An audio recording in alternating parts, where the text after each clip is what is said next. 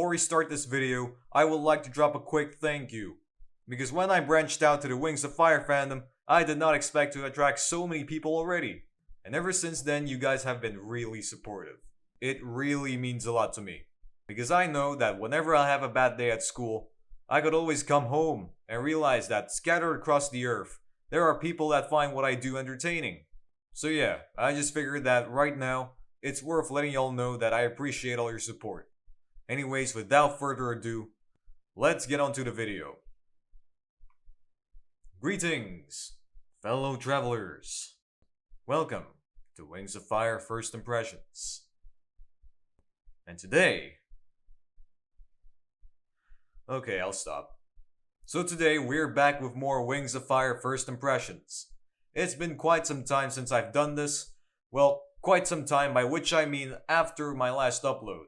So yeah, as you know, before Starflight got kidnapped, nearly the entirety of the Nightwing Kingdom, including the Queen, remain a mystery. And in this video, I will be sharing the genuine reaction of a totally new Wings of Fire reader when the secrets unfolded. Alright, without further ado, let's get started with today's talk about Book 4, The Dark Secret. Right, as you know, the Nightwings were by far the least known tribe on Pyria. To begin simply, we didn't even know where their kingdom was.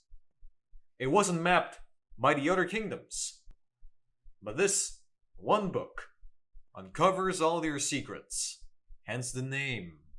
All of my questions, all of the inner debating I experienced were finally receiving answers from why patrolling Mudwings were mysteriously murdered near the Rainforest Kingdom, to me asking myself whether this Dragonite prophecy is all in the name of stopping the war or for Wicked Morrissey himself.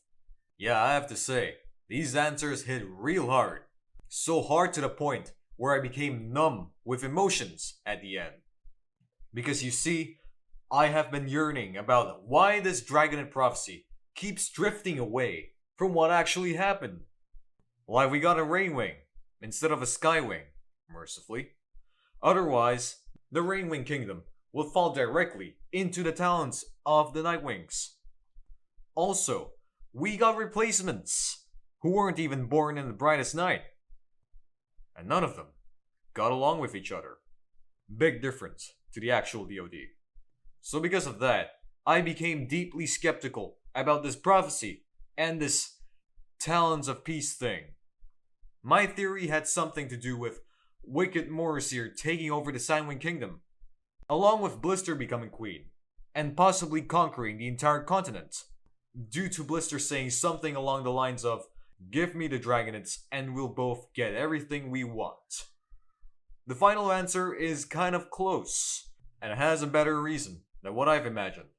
Morrissey did not want to take over the Sandwing Kingdom, but instead the Rainforest Kingdom, and all he had to do was make up a prophecy that pretty much brainwashed the entire continent, control 5 Dragonites, get them to pick Blister as a queen, so she could grant the Nightwing Kingdom a new home. Just look at them.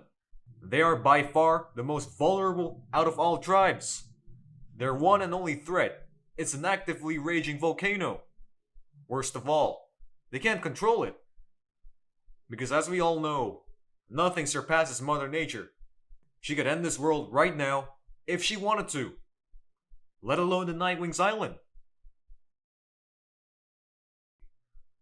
Something I hadn't noticed is that the third book actually gave readers a really vital hint of what Wicked Morrissey was planning for the DoD all this time. As you know, it was mentioned in the third book that pretty much the only reason Glacier formed an ally with Blaze is so that when they win, Blaze in return will grant her more land for the Ice Wings. The case of Wicked Morrissey and Blister was no different. The only reason Wicked Morrissey whispered into Starflight's ear that they should pick Blister is so that when they win, Blister, in return, will help Morrissey and the Nightwing Kingdom to take over the rainforest. In other words, more land. These hints are pretty much what keeps me going. Because not only does a good story give readers goosebumps, whenever they climb up a climax, but also makes the readers start developing theories of their own. It is indeed an effective ingredient to engage readers. Now the ending. I have no words. Had a lot of epicness to it. And of course, it had a really mind-blowing twist. We'll get into that later though.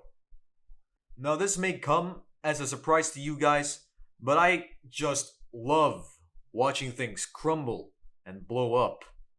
And I don't mean it metaphorically or rhetorically or poetically or theoretically, but I do mean it in a sort of fancy way. In mid-argument with Queen Battle Wiener, yes, Battle Wiener, I now shall refer to the Nightwing Queen, or rather the Nightwing ex-Queen, as Queen Battle Wiener. So yeah, anyway, Starflight, Fate Speaker, Glory, and Greatness had to just book their way out of the caves because of a serious earthquake, followed by the volcano blowing its top off. Just imagine a whole mountain blowing up, not just a spew of lava or a cough of ash, but an entire mountain completely obliterating itself into billions upon billions of rocks and debris, followed by the wing beats of panicking dragons as they vigorously fled off to a single tunnel. Their only escape from this disaster. A wall of fire and immense heat follow after them, including the menacing darkness of a pyroclastic flow. It's like watching the Yellowstone eruption scene from 2012. It's insane. And they also rescued Deathbringer and Splendor, mercifully. You know, I really have to tell you guys how I felt about this Dragonhead prophecy and the twist that followed. I was just so hyped about it. I really had to let it out to someone.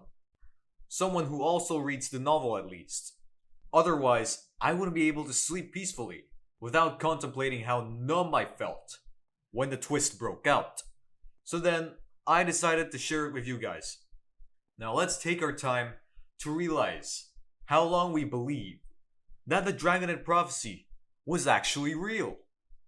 I calculated 3 whole books. 3 whole 200 plus page books. You see, the longer it goes, the more complex the plot becomes. And I don't know if you guys notice this when reading a novel with an incredibly thick plot. But like, when it is complex, and when the story goes on for more than 1 book, you would come to the point where you just believe in the story, you know? Like to the point where you're sure that there's nothing creeping up behind your back, getting ready to give you a plot twist of the century. And when it happens, you just sit there, completely numb with emotions, forgetting how to react due to previous minor twists and climaxes that wore you out, and then followed by the endless contemplation. So plot-wise and complexity-wise, I have no other words than I love this novel so darn much, I love it to the 3 moons and back. The plot, the structure, really left me in awe. I can't seem to comprehend how the author managed to create every individual puzzle piece of the plot, make it so that they connect each other perfectly, to construct such an incredibly written story. And it's about dragons, talking dragons, that live in a society. This is so my novel. It really is.